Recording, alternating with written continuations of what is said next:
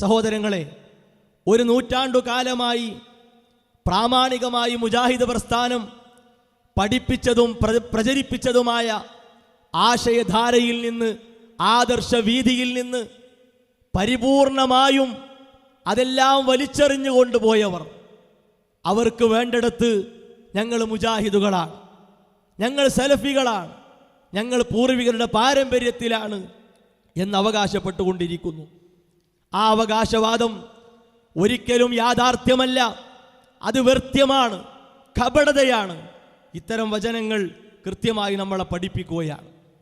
പല ആളുകളും ആശങ്കയോടെ, മനപ്രയാസത്തോടെ ഇത്തരം കാര്യങ്ങളെ നോക്കിക്കാണുന്നു.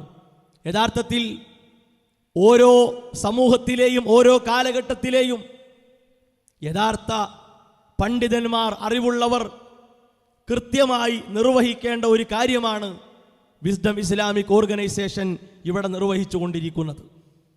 ഇത്തരം നിഷേധ പ്രവണതകൾ വളർന്നുകൊണ്ടിരിക്കുമ്പോൾ കണ്ണടച്ച് കാതുകൾ മൂടിവെച്ച് തലതിരിഞ്ഞു പോകുന്ന ഒരവസ്ഥ, സഹോദരങ്ങളെ, അതെന്തുമാത്രം വലിയ അപകടമാണ്.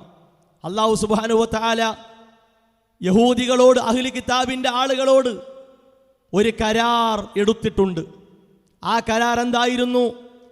ലതുബയ്യിനുന്നഹു ലിന്നാസ്, അല്ലാഹു നിങ്ങളെ ഏൽപ്പിച്ച ദീൻ അത് കൃത്യമായി ജനങ്ങൾക്ക് വിശദീകരിച്ചു കൊടുക്കണം, ജനങ്ങൾക്ക് മുമ്പിൽ വിവരിച്ചു കൊടുക്കണം. വലാ തക്തുമൂനഹു, ഒന്നിനെയും നിങ്ങൾ മറച്ചു വെക്കാൻ പാടില്ല.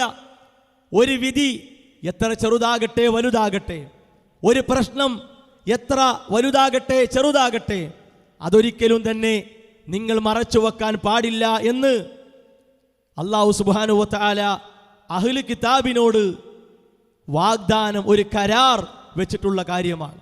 യഥാർത്ഥത്തിൽ അത് അവർക്ക് മാത്രം ബാധകമായിട്ടുള്ള കാര്യമല്ല, മറിച്ച് ലോകത്ത് വരാനുള്ള, ലോകം അവസാനിക്കുന്നത് വരെ ഈ ഭൂമിയിൽ വരാനുള്ള എല്ലാവർക്കും നിർവഹിക്കാനുള്ള ഒരു കരാറായി അല്ലാഹു സുബ്ഹാനഹു വ തആല പഠിപ്പിക്കുകയാണ്.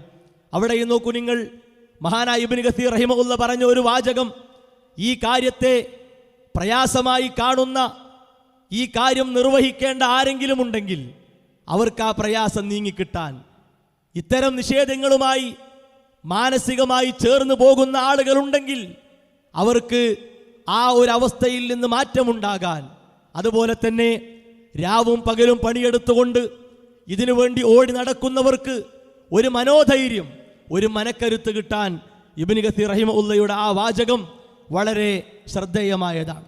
അദ്ദേഹം പറഞ്ഞു, വഫി ഹാദാ, ഈ ആയത്തിൽ പറഞ്ഞത് പ്രകാരം തഹദീറുൽ ഉലമാ, പണ്ഡിതന്മാർക്ക് വല്ലാത്ത ഒരു മുന്നറിയിപ്പുണ്ട്. അതെന്താണ്? അയ്യസുലുകു മസ്ലകഹും ഫയുസീബഹും മാ അസ്വാബഹും. ജൂത ക്രൈസ്തവർ, അഹ്ലി കിതാബിന്റെ ആളുകൾ, ബനു ഇസ്രായേല്യർ ജനങ്ങൾക്ക് പറഞ്ഞു കൊടുക്കേണ്ട കാര്യങ്ങൾ പറഞ്ഞു കൊടുക്കാതെ അത് മറച്ചു വച്ചത് കാരണമായി അവരെ ബാധിച്ച ഒരു കാര്യം നിങ്ങളെയും ബാധിക്കുക, എന്നിട്ടോ നിങ്ങൾ അവരുടെ മാർഗത്തിൽ പ്രവേശിക്കുക. ഇതിനെ നിങ്ങൾ സൂക്ഷിക്കേണ്ടതുണ്ട്.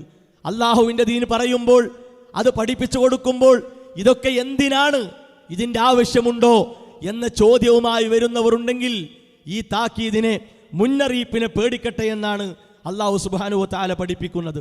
ഫഅലൽ ഉലമാ, അറിവുള്ളവരുടെ മേൽ നിർബന്ധമാണ്, അയ്യബ്ദുലു മാ ബിഐദീഹിം മിനൽ ഇൽമിൻ നാഫിഅ, അല്ലാഹുവിൻ്റെ തൗഫീഖിനാൽ അവർ കരഗതമാക്കിയിട്ടുള്ള, അവർ നേടിയിട്ടുള്ള ഏറ്റവും നല്ല അറിവ്, വിശുദ്ധ ഖുർആനും നബിചര്യയും മുന്നിൽ വെച്ചുകൊണ്ട്, അഹ്ലുസുന്ന വൽ ജമാഅയുടെ ഇജ്മാ മുന്നിൽ വെച്ചുകൊണ്ട്, ഓരോ പ്രശ്നങ്ങളിലും തെളിവിനെ മുൻനിർത്തി പണ്ഡിതന്മാർ എടുത്തിട്ടുള്ള ഖിയാസ്, അവർ നിർദ്ധാരണം ചെയ്തെടുത്ത കാര്യങ്ങൾ മുന്നിൽ വെച്ചുകൊണ്ട് ഈ ദൗത്യം നിർവഹിക്കൽ നിർബന്ധമാണ്. അദ്ദാലി അലൽ അമലി സ്വാലിഹ്, ആ നല്ല അറിവ് കൊണ്ട് സൽക്കർമ്മങ്ങൾ ചെയ്യണമെന്ന് അറിയിക്കണം.